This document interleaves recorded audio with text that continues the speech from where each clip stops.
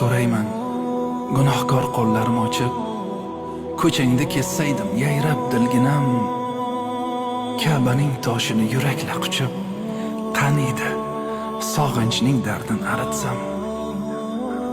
Suyugim, sarvarim Rasulullohning yo'llarida turib aytsam salovat, ketardi tashvishi butun dunyoning va qalbim topardi bunda halovat.